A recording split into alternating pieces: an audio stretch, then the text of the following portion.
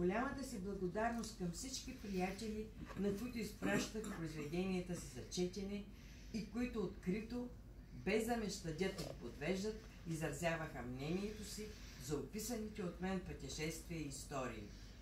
Голяма е моята благодарност към брат ми Димитър Димитров, режисьор, драматург, писател, който намираше време да прочете произведенията, които му изпращах и да ми каже какво мисли за прочетеното.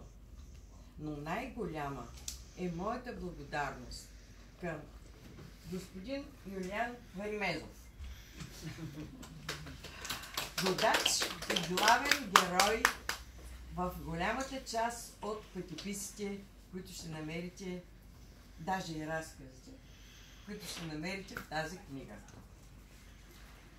Най-голямото ми желание сега, в този момент, е хората, които прочитат моите пътеписи, да ги харесат и да се преживеят заедно с мен неповторимите емоции, свързани с посетените места.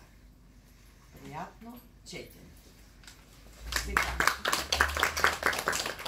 Сега.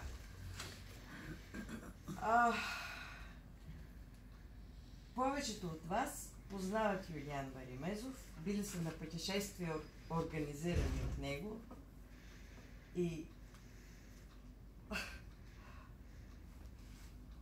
поканих няколко приятели, които да прочетат рецензия, написана от брат ми, но по една или друга причина те ми отказаха. Всъщност, брат ми не живее във Варна и нямаше възможност да присъства днес тук. И за това се съгласи да напише рецензията и аз бях предложена да помоля някой да я прочете. Но искам да ви обърна внимание на две интересни обстоятелства. Брат ми не е турист, но аз исках написаните от мен произведения да са интересни и за туристи, и за нетуристи.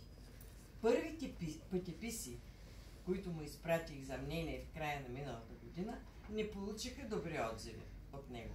Той ми писа: на мен, като лаик, ми е многословно. Детайлите ми звучат като урок по география. Картините са хубави, но фактите ми идват твърде много. Затова, когато го попитах, ще напише ли рецензия за втората ми книга с пътеписи, не очаквах да се съгласи.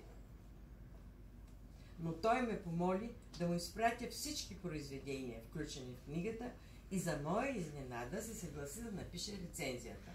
Разбира се, аз се бях постарала да се съобразя с неговото мнение и да направя сериозни преработки.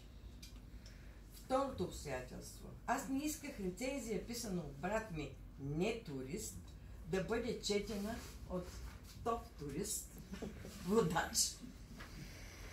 Мислех си, че ще изглежда странно, но тъй като всички други приятели, които помолих да прочитат готовата рецензия, ми отказаха по една или друга причина, в края на краищата помолих Юлиан и той се съгласи.